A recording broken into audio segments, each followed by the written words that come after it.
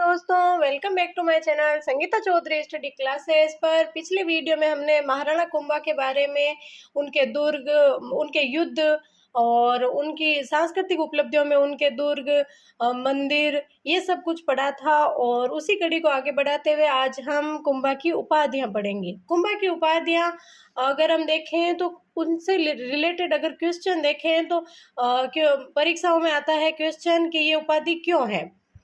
पहले पूछा जाता था कि कौन सी उपाधि है, कौन सी नहीं है। आजकल ऐसे क्वेश्चन आने लगे कि अगर ये उपाधि है तो क्यों है, उसका कारण क्या है। तो उससे रिलेटेड आज हम दोनों ही चीजें पढ़ेंगे, उपाधियां और उसके कारण। आपको दोनों ही ध्यान रखने हैं। महाराणा कुंभा की उपाधियों में सबसे पहले आता है अभिनव भट्टाचार्य, या हम उसे नव्य भरत भी कह सकते हैं। उसका कारण ये था क्योंकि महाराणा कुंभा युद्धों में निपुण वीर होने के साथ साथ वह संगीत शास्त्र में भी निपुण था। वो संगीत बजाया करता था, गाया करता था, विभिन्न विद्वान रखता था, इस कारण इसलिए उसे अभिनव भट्टाचार्य कहते हैं। अगली उपाधि है राणे राय। राणे राय क्यों कहते हैं? क्योंकि वह विद्वानों का आश्रयदाता था। उसे स्वयं भी संगीत, नृत्य, इन सब चीज़ों से प्रेम था और वह विद्वान भी रखता था, उनका भी आश्रयदाता था, इसीलिए उसे राणे राय भी कहा जाता है। अगली उपाधि है हाल गुरु या सेल गुरु। इसका कारण यह है क्योंकि उसे पहाड़ी दुर्गों का स्वामी वह था, इसलिए उसे हाल गुरु या सेल गुरु कहते हैं। दान गुरु क्योंकि दानवीर था। छाप गुरु यानी छापामार पद्धति में निपुण था। महाराणा प्रताप आगे आएंगे, वो भी छापामार पद्धति में निपुण थे, इसलिए उसे छाप गुरु कहा जाता है। नेक्स्ट है चाप गुरु। चाप यानी धनुष होता है। चाप गुरु यानी धनुर्विद्या में निपुण था, इसलिए उसे चाप गुरु कहा गया।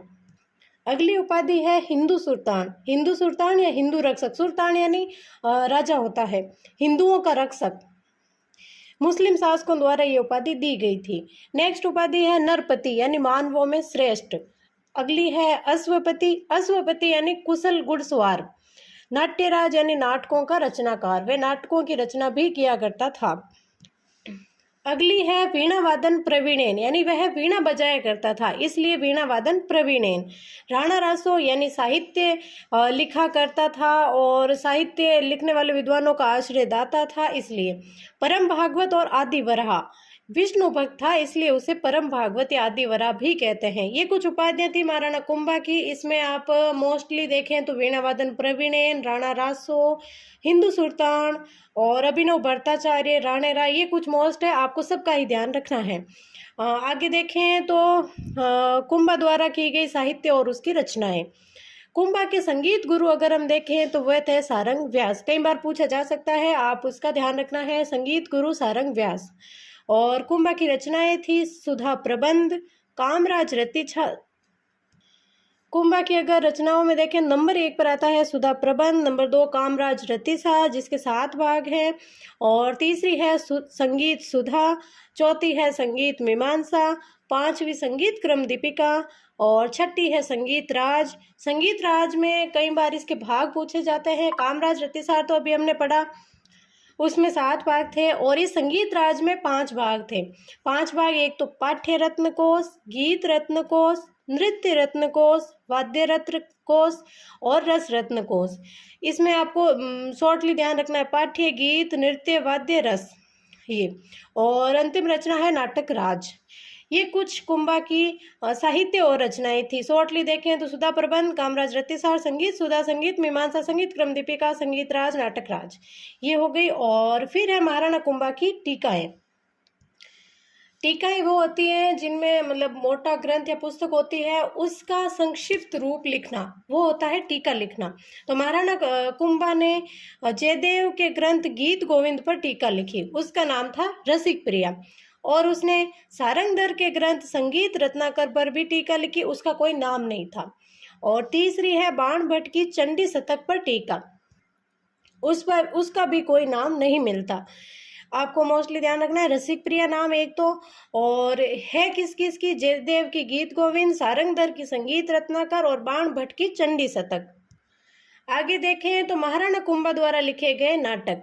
नाटकों में देखें तो मुरारी संगति जिसकी भाषा कन्नड़ थी, रस नंदिनी जिसकी भाषा मेवाड़ी थी, नंदिनी वृत्ति जिसकी भाषा मराठी थी, और अतुल्य चातुरी संस्कृत भाषा में। ये नाटक भी मोस्ट है, कई बार पूछे जाते हैं। और आप देखें तो कन्नड़, मेवाड़ी, मराठी, संस्कृत, 3-3 चर्चा भाषाओं का ये महाराणा कुंभा विद्वान था, ज्ञाता था। उसने इतने नाटक लिखे, रचनाएं लिखी, टीकाएं लिखी, इतने युद्ध लड़े, बहुत ही कुशल शासक था।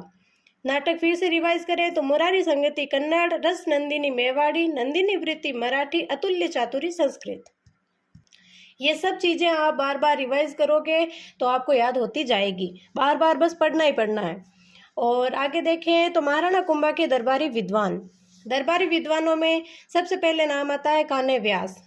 कान्य व्यास ने एकलिंग महात्म्य ग्रंथ लिखा और इस ग्रंथ का पहला भाग जो राज वर्णन है वह कुंभा द्वारा लिखा गया और इसे पूरा कान्य व्यास ने किया। यह आपको ध्यान रखना है, एकलिंग महात्म्य कान्य व्यास और पहला भाग राजवर्णन कुंभा ने लिखा, पूरा कान्य व्यास ने ही किया। अगले विद्वान है मंडन। मंडन के ग्रंथ अगर देखें तो वास्तुसार, देवमूर्ति प्रकरण, राजवल्लभ, रूप मंडन जिसमें मूर्ति कला की जानकारी है, कोदंड मंडन जिसमें धनुष निर्माण की जानकारी है, और प्रसाद मंडन, सगुन मंडन।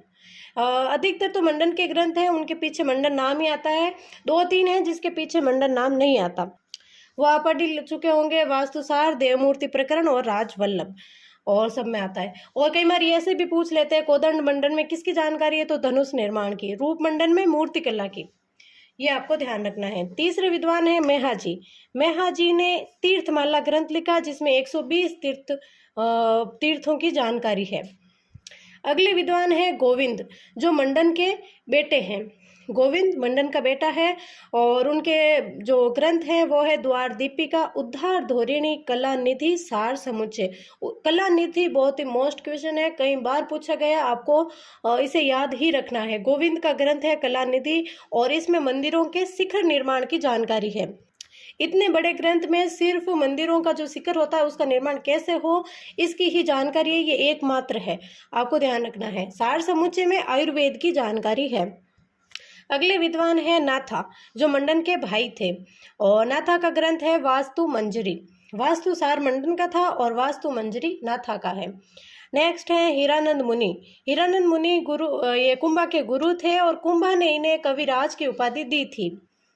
नेक्स्ट है तिला भट्ट, और कुंभा ने जैन धर्म को संरक्षण प्रदान किया था और जैनों का तीर्थ यात्रा कर समाप्त कर दिया था। और कुंभा के दरबार में अगर जैन विद्वान देखें तो वे थे सोमदेव सूरी, सोम सुंदर सूरी, जयशेखर और भुवन कीर्ति। और कुंभा के विद्वान में मतलब दरबार में अगर अन्य विद्वान देखें तो सोम सुंदर, मुनि सुंदर, भुवन सुंदर, सोम सुंदर सूरी, माणिक्य, नाथा, भुवन कीर्ति, तिल्ला भट्ट, मंडन, गोविंद, जयशेखर, ये सब थे। और कुंभा को अंतिम समय में उन्माद रोग हो गया था और कुंभा की हत्या उसके बेटे उदा ने की 1468 ईस्वी में, इसलिए ये उदा मेवाड़ का पितृहंता माना जाता है, मेवाड़ का प्रथम पितृहंता। और 1468 से 73 तक मेवाड़ का शासक उदा रहा। फिर 1473 ईस्वी में मेवाड़ के सरदारों ने उदा को पद से हटाकर कुंभा के दूसरे बेटे रायमल को शासक बनाया। और आगे की वीडियो में हम रायमल और उसके बेटों और आगे के राजाओं के बारे में पढ़ेंगे। तब तक के लिए आप इसे रिवाइज करते रहें। वीडियो अच्छा लगे तो like, comment, share and subscribe जरूर करें। Thank you.